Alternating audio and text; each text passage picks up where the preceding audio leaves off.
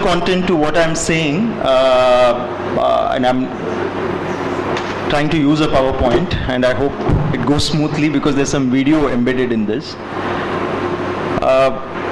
Two recent caricatures, which is one of last April, the NCERT textbook cartoon of Dr. Ambedkar and the snail and the controversy surrounding it, and the recent Ashish Nandy utterances at Jaipur, which also is a kind of a caricature.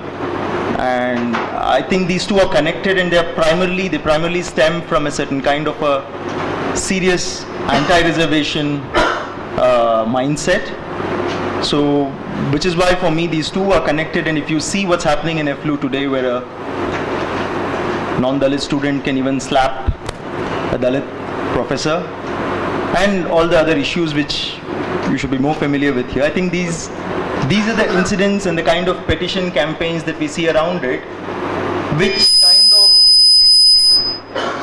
of legitimize the violence that we see on a day-to-day basis on campuses, and also kind of nurture the anti-reservation sentiment of, because if you remember what happened with the Ambedkar cartoon, it was soon a cartoon which became the loved cartoon for forums like Youth for Equality.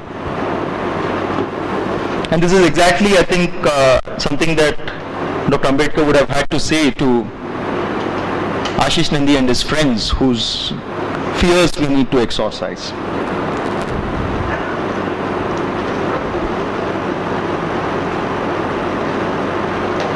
I would like to ask you to look closely at the kind of faces here, which Shankar is very clearly trying to show an all India representation. There is a Sardarji to the extreme left, and through the headgear, to people's dresses, the men, the women, and what is common to all of them is a kind of an undisguised glee.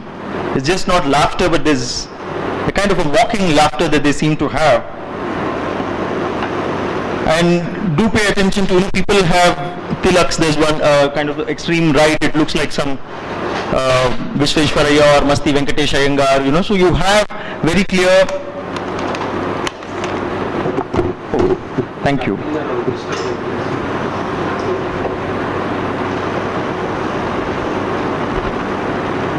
And it kind of represents all of India looking at a particular picture which is below it, particular scenario which unfolds below it. And crucially, the problem with this kind of a malevolent glee is the fact that it is not only, people made jokes about slowness, about how Dalits and others, their friends, took 6 years, 7 years to even figure out what was happening. And then the whole idea of slowness was rubbed in, and this is the kind of argument that is also made against Dalit students who come into universities and other institutions of learning, even in schools, where it is the fact that they are not as fast as others. This is the whole metaphor of slowness, which is deeply problematic here. And the crucial thing here is Shankar very clearly embeds two children there. Again, he is being very clever in juxtaposing a boy and a girl, which is the kind of student readership which is looking at an NCERT textbook, especially in an LE school, and this is the whole picture where you clearly, and I have shown it around to audiences. I had to be in Singapore recently, not a pleasant experience at all, the city, and they were not informed about this cartoon. They had no idea. I just asked them, who is whipping who, what's happening, just let's take reactions. And these were people who are not familiar with Ambedkar or Caste, and they clearly said Nehru looks like he's going to crack the whip on his very taut whip at Ambedkar, and Ambedkar's whip is limp, and they are the only two people who do not have smiles on their faces, whereas everybody else is smiling.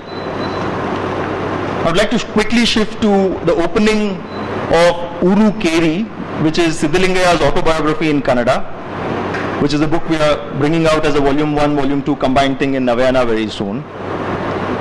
And this begins by a young 8-10-year-old Siddhalingaya looking at a pair of bullocks being, not a pair of bullocks, he thinks that there are two men fastened to a landlord had fastened a yoke onto the shoulders of two other men who are ploughing the landlord's field. And if you see, he says it was amusing to watch the men trundle on like bullocks, till he realizes that one of the men carrying the yoke was his own father, and then a strange agony grips him.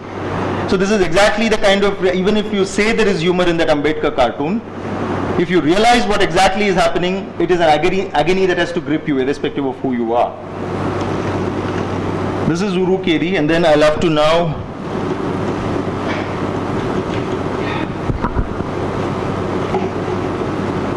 show you a quick clip.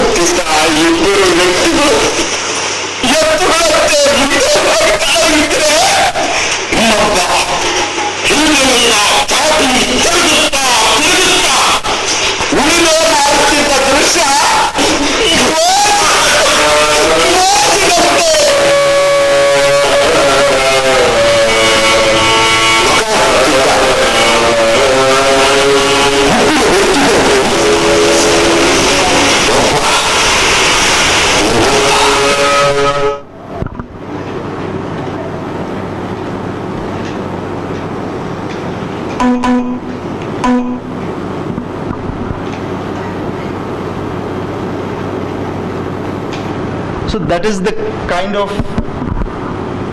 is it working? Yeah.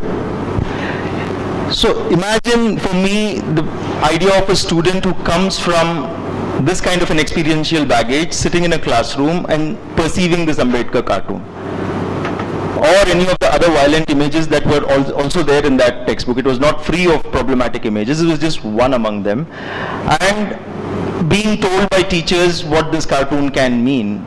So it is what you are, where you come from also, and you don't need to be, as I've earlier argued, be a Dalit to see the kind of violence that is embedded in such a cartoon.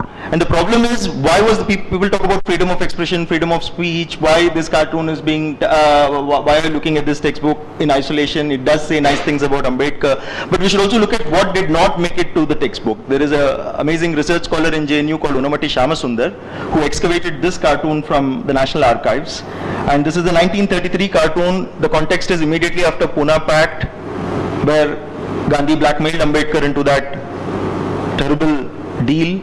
And this kind of a cartoon also has its share of problems. Here's Gandhi trying to remove the kalank. Literally the Acharya there is trying to put tar on this representative of Hinduism, goddess Saraswati, sitting on a lotus, and clearly Gandhi is not too successful. And outside this entire edifice is Ambedkar, and of course the British white colonial officer who seems indifferent, and he is laughing here. But my problem with Shankar again here is Ambedkar is shown not to have made a small dent even on the foundation of Hinduism, which is, but at least this opens up a little more dialogue than the other cartoon which the committee chose to include. This is another cartoon which was recently pulled out by Unamati Shamasundar. When Dr. Ambedkar, this is by Bireshwar, this is not by Shankar. This is a 1949 cartoon. But Dr. Ambedkar, literally the pun on doctor is there, and he is trying to cure the diseased patient, which is Hindu society, and the patient doesn't want to be cured. And look at that tuft, very carefully drawn on this person. I don't know who Bireshwar is, but this could also have been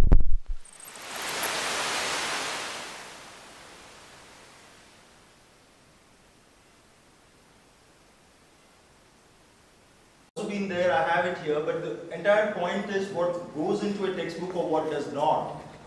really is not a matter of arbitrary choice. It is the, and when I tried interacting with people who were part of the textbook committee, they clearly, and I went to the NCERT office to find out what they did. They went to a website called kegelcartoons.com and then downloaded whatever they could, especially with foreign cartoons. And it has other hilarious cartoons like how the Iraqi constitution is made up. It is a very damaging image, whereas how the European Union Constitution is made up, the way the founding fathers of the European Union Constitution are kind of quarreling with each other, the way it is shown, and the way the Iraqi constitution makers seem to be literally tearing each other up is shown. These are problematic images which are there in the cartoon, in the accompanying text, or the fact that the teachers who do NCERT, who use these textbooks in schools like Kendriya Vidya, and today we have this Right to Information Act, Right to Education Act, which is a kind of a complete way of whitewashing, or the government the state trying to wash its responsibility of any kind of affirmative action in schools and just saying, okay, socio-economic class people of this kind of 5% need to go in there. And the kind of views that these in Bangalore, we had the incident of children being tonsured just to be identified as those belonging to the so-called SE, socio-economic class quota. Is it going to come back? Yes. Was the book Caste Question, and just to point out that how people can misread a cartoon completely. She's an excellent scholar, but she no doubt completely misreads this.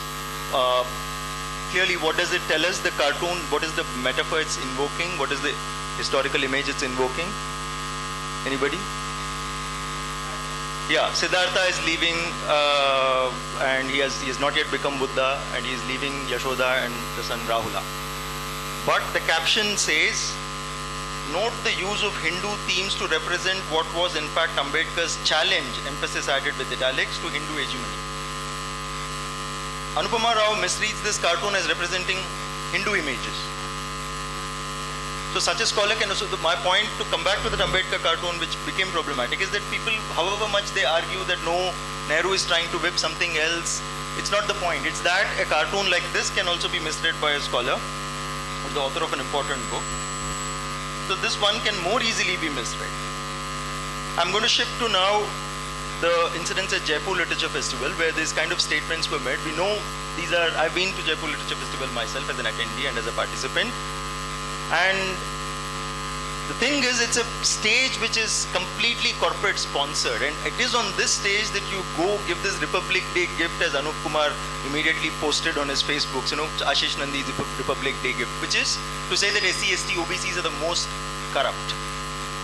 So you are sending out a message to all these people that these people are not to be employed, if they ever do. And who are you sending the message to? To Tata Steel, Airtel? Actually, it's such a long thing. Even I could not do a screenshot of the entire image. It's like a well of sponsors which goes deep down. There are about 100 sponsors there. And this is the place where this guy said this thing, and we see people who are so worked up about how Mayavati puts up her own images. Just see what is behind him. This is in his own drawing room. And this is a guy who says, I look at myself as a psychologist to the country. In his own words. This he said at the very same platform where he made these comments.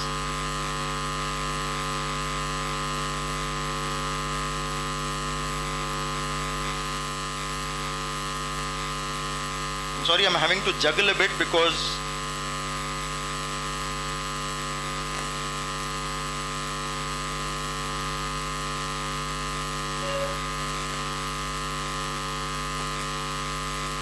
sound is not coming out. Okay.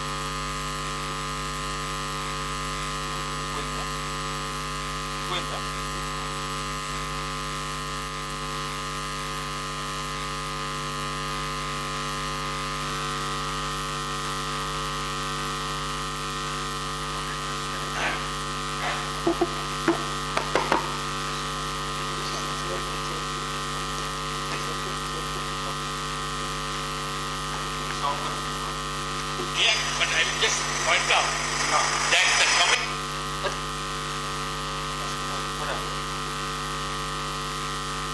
Okay, Ashita, quick. Well, I look at myself as a psychologist. I was doing a strategic thing by saying this guy should not be arrested under the SC/ST Act. It's a red herring.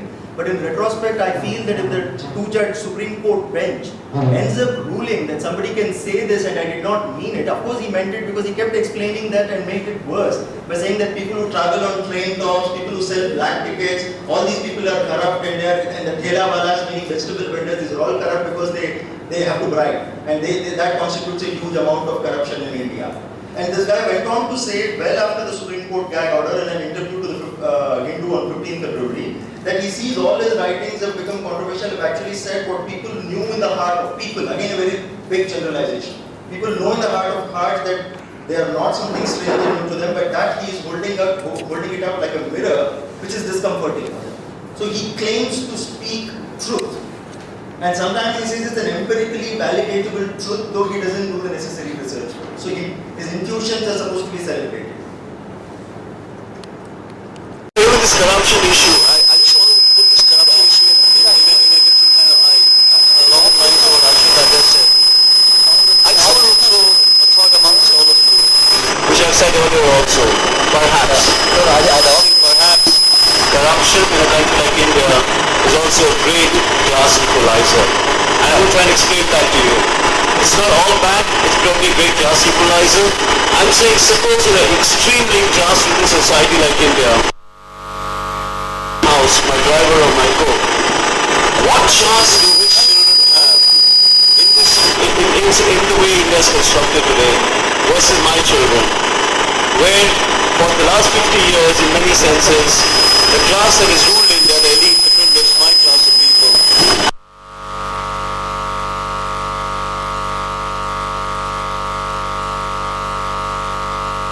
let me give you the dumbest rule of them all, that English is the kind of dominant hierarchical language. You know, almost everybody who exercises power in India, in some sense, has an advantage. He comes from an English-speaking background, a clear advantage over everybody else. In a situation like this, if you come from the wrong side of the tracks, of which roughly 1 billion people in this country would, what chance do you have of breaking through to get your hands on the spoils of a country? I'd say almost support the rules which are not, these are not God's rules, these are man-made rules. God's rules are you shall not kill anybody, you shall not rape anybody, you shall not oppress anybody. Those are God's rules. Men's rules are rules of examinations, taxations, wealth, privileges. I'm saying, what chance do you have if you come from the wrong side of the tracks, where I would say roughly 1 billion people in this country do, of breaking into and getting your hands on the resources that are available to the 200 billion? I'd say a lot of system, which is what we call corruption, which are these man-made rules. And I'll give you one of the greatest examples of this, which will easily strike a chord with most of you. There's a man called Niumai. If you had not known how to subvert the rules, all the rules he subverted today are now law. At that time they were not. When he was subverting them, they were not. He would have still been filling petrol in a pump in Doha. And that's how I'm saying, today you see all across the landscape in Delhi and Bombay, people coming from nowhere, from the wrong side of the tracks, not having the privilege of elite education, of elite backgrounds, of admission to elite clubs, but breaking through on the basis of their wit, their intelligence and their hunger, and very often supporting the rules that certain classes made. So, Ashita, I'm going to open it up for response to this part. Very good. He talks very briefly. He is not saying the most important part of the story. It will shock you and it will be a very undignified and how should I put it, almost vulgar statement on my part. It is a fact that most of the corrupt come from the OBCs and the scheduled caste and now increasingly scheduled tribes. And as long as this is the case, Indian Republic will survive. I want to survive.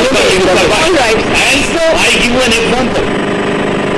One of the states with least amount of corruption is the state of West Bengal, when the CPM was there. And I want to propose to you to draw your attention to the fact that in the last 100 years, nobody from the OBCs, the backward classes, and the scheduled castes, and the scheduled tribes have come anywhere near power in West Bengal. It is an absolutely clean state. I must also.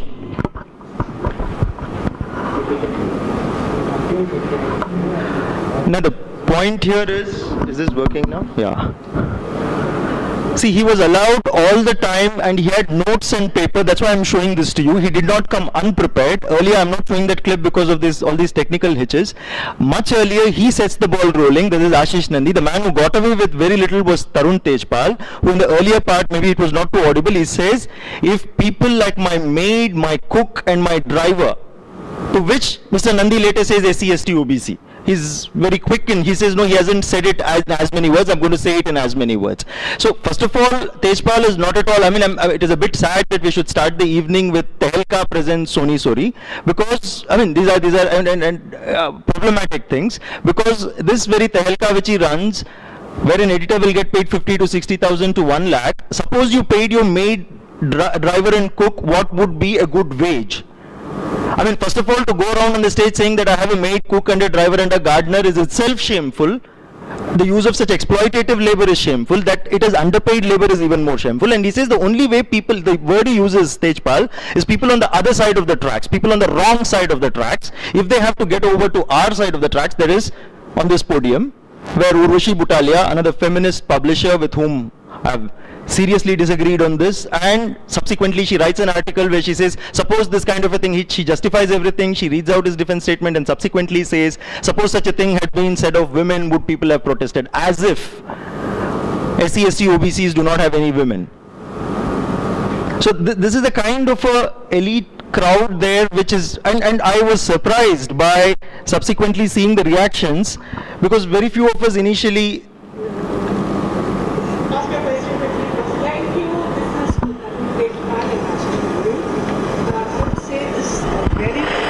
Idea of corruption being an equalizer takes apart from being dangerous, I don't know whether it is, I'm not very sure, it certainly is very problematic. One problem Ashutosh has pointed out. Second, and in combination with that, I would see that this very, very London statement that Dalits and downtrodden are more corrupt than the... Okay, I won't further bother you with this. There's another man, I watched the entire video 2 times. Kancha Ajailiu was...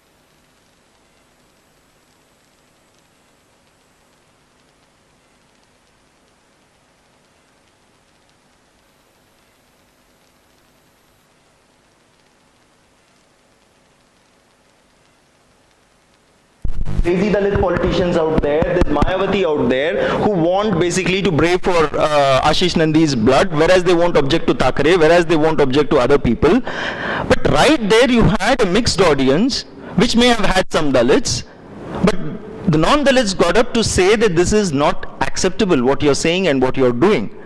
And this was not something that was made public for nearly 4 or 5 days. I wrote, when I was writing a piece for Outlook, I wrote to the festival director and said, please give me the video immediately, I have to watch it. They refused to. The video appeared a couple of days later. So this is the kind of, okay.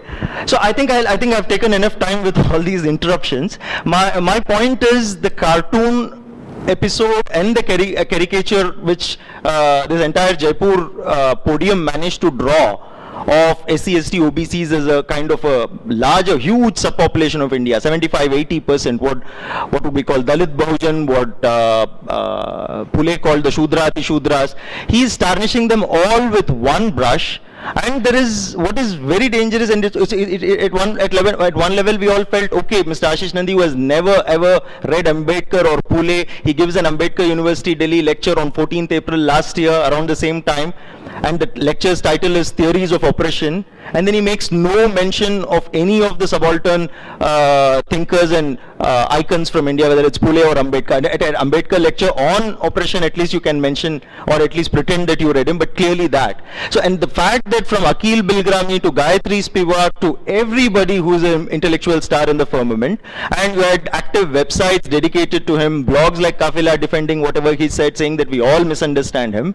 This is what leads to a silence over an issue. You have one Sudipta case. Of course, any death is bad. Sudipta is murdered in Bengal, ostensibly by the goons of Mamata Banerjee. You'll have editorials, edit page articles, a lot of discussions, whereas something like the Sri Ramulu episode here happens, you won't really find anything. Even for Mudassir, the kind of mobilization one saw did not really translate itself enough into media attention. Why is this happening? Because what Nandi is saying is how these important 15-20% probably thinks, and that is the danger, and that is the kind of battle of ideas that one needs to fight, and it is being fought. It is being fought, but the thing is, it's important to fight it not just in terms of people keep saying, oh, when there is a Batani Tola incident, you don't get so agitated. When Dalits are really beaten up, you don't get that. This is what they say to the Dalit movement. It is as if only the burden of the Dalit movement to talk about these issues, whereas the rest of them can make these caricatures, and these are exactly the caricatures which justify this kind of violence. Thank you, and thanks Mohan Dharawat and Ravichandran here, who came to know of my visit to Hyderabad and asked me to speak here. Thank you everybody at DABMSA and SCST Employees Union. Thank you.